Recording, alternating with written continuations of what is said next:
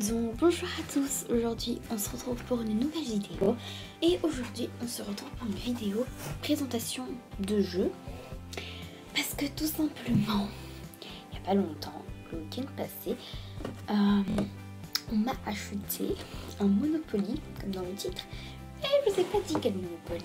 Bon, tout le monde doit savoir, il s'agit en effet du Monopoly Fortnite. En plus, c'était certifié par eux. Je suis très contente parce que j'ai joué plusieurs fois au jeu et il était super bien. Il était très cool aussi, mais il est un peu complexe. C'est pas comme les autres Monopoly. Tous les Monopoly quasi sont différents, mais celui-là est vraiment très insolite. Donc voilà, on l'ouvre. Ensuite, quand on ouvre le jeu, il y a encore un truc de protection. Donc Fortnite. Voilà. Voilà, c'est un petit truc en carton comme ça.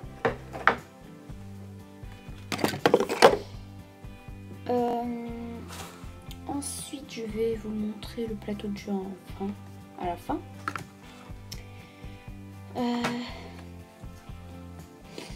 Donc tout d'abord,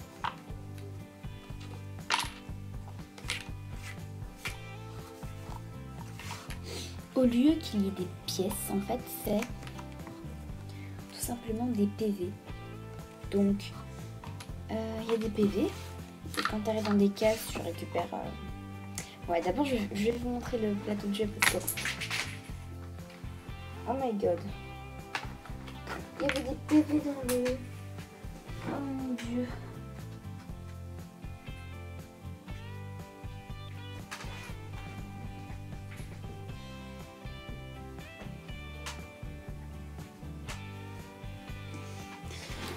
Il y avait des PV dans le plateau de jeu. Sinon, le plateau de jeu ressemble à ça. Donc voilà, donc on a des cases PV.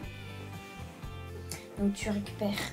non, il y a des cases feu de camp où tu récupères un PV de feu de camp alors que normalement c'est 2. Il y a des coffres. Et dans les coffres, je vais vous montrer plus les caractéristiques qu'il y a. Il y a les pièges, donc tu perds un PV de piège. Et puis après, tu as les endroits. Donc tu as la prison, tu as le parc gratuit, toujours. Et en fait, quand on passe par la case des barres, on reçoit 2 PV. Et aussi, on doit piocher. On doit piocher une carte tempête. Et la carte tempête, en fait, si maintenant je pioche cette carte, ils disent placer cette carte sur une case feu de camp. Donc ça veut dire que la carte tempête, je dois la poser dans une des 4 cases de feu de camp. Comme ça, si maintenant on passe dans cette case feu de camp recouverte, on ne reçoit pas un PV, mais on perd 2 PV de la tempête. Voilà. Puis après, il y a des ils disent on doit la placer sur la case départ, on doit à tour de rôle tous les tous les autres joueurs qui jouent contre toi lancent le dé et doivent payer. Donc si maintenant donc là il y a le dé, si maintenant voilà, là je suis tombée sur 5, bah, je dois payer 5 PV à la banque. Voilà. Ou 6 ou 4, le nombre que tu as eu dans ton dé, tu dois le payer. Donc ça c'est pour les cartes tempête. Ensuite, les cartes coffres. Voilà, les cartes coffres, je pioche la carte, ils me disent quand... Ah oui, donc, avant de mettre les cartes coffres, il y a un autre dé, un dé d'action. Donc quand tu tombes sur cette case, si maintenant ton adversaire est sur ta ligne de mire, donc dans la même case que toi, ou imagine je suis là et l'autre est là, on se voit et que j'ai ce truc, en fait il doit payer un PV parce que c'est comme si je le visais. Si je tombe sur ça, je reçois 2 bandages, à moins que j'ai 15 PV, parce que le maximum de PV c'est 15. Si j'en ai 15, je reçois rien. Si j'en ai pas 15, j'en récupère.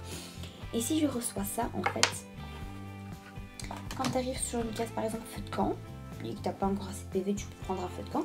Et quand tu as fini, tu mets un mur. Voilà, il ressemble à ça, il y en a 8, voilà. Tu mets un mur derrière toi.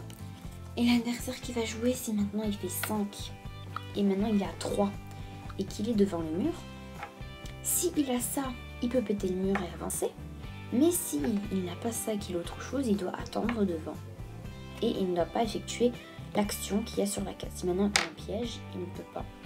Il ne peut pas perdre un PV du piège parce que normalement il ne devait pas atterrir là.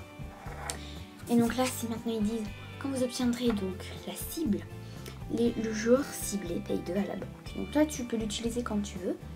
Et quand tu es sur la ligne de... Donc quand ton adversaire est sur ta ligne de mire, tu dis j'utilise ma carte et il paye 2 PV au lieu de 1. Voilà. Donc ça c'est pour les cartes coffre et tempête. Ensuite, et les cartes murs en même temps que je vous ai montré. Tous les personnages, je vais vous les montrer après.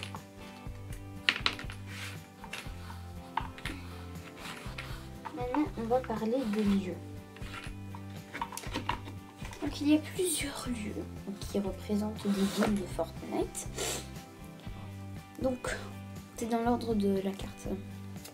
Non, dans l'ordre du plateau. Donc, on a Paradise. Donc, si tu veux la voir, tu dois payer 1. Et si l'adversaire arrive là, il doit payer 1. Et si cette carte est recouverte par la tempête, on doit payer 2. Ensuite, on a Dusty. Voilà, un PV toujours. Et 2 de la tempête. Puis on a Tomato. Bon, c'est pas Tomato Temple, mais c'est Tomato Temple, de souvenir. Puis Snowby Shore. Voilà. Ensuite, les 4 prochaines cartes, ce sera 2 PV qu'il faudra payer. Et si ton adversaire arrive là, 2 cartes. Et sous la tempête, c'est 3 PV. Donc le village viking, bon, je sais que c'est pas une ville sur Fortnite, mais voilà. Retail Row, voilà. Lonely et Pleasant. Voilà. Puis après, dites-moi si vous reconnaissez l'endroit où c'est. Puis les 4 prochaines cartes, il faudra payer 3 si tu veux l'acheter et 3 si ton adversaire arrive là. Et par la tempête, c'est 4 PV qu'il faut payer. Flush Factory, ça fait des souvenirs aussi. Winning Woods, ça fait des souvenirs aussi. Salty et Hunted. Et les 4 dernières cases, il faudra payer 4 si tu veux l'acheter, 4 si l'adversaire arrive sur cette carte et que tu l'as acheté, hein, bien sûr. Tu n'es pas obligé de payer. Et sous la tempête, j'avais une tempête avec, et sous la tempête c'est 5 PV qu'il faut payer. Donc là ça commence à vraiment piquer.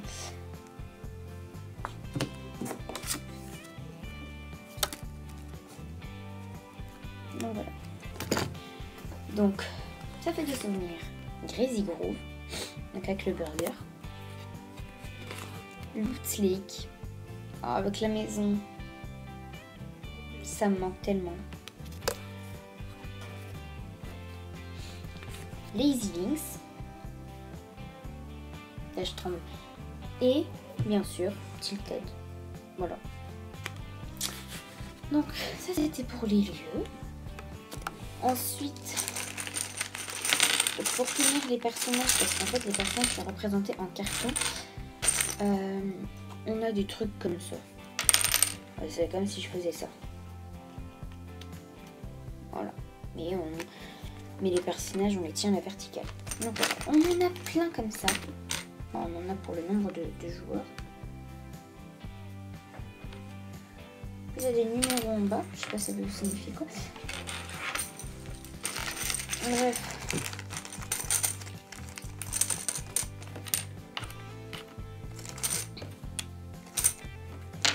Et pour les personnages, on se retrouve pour la deuxième partie. Salut!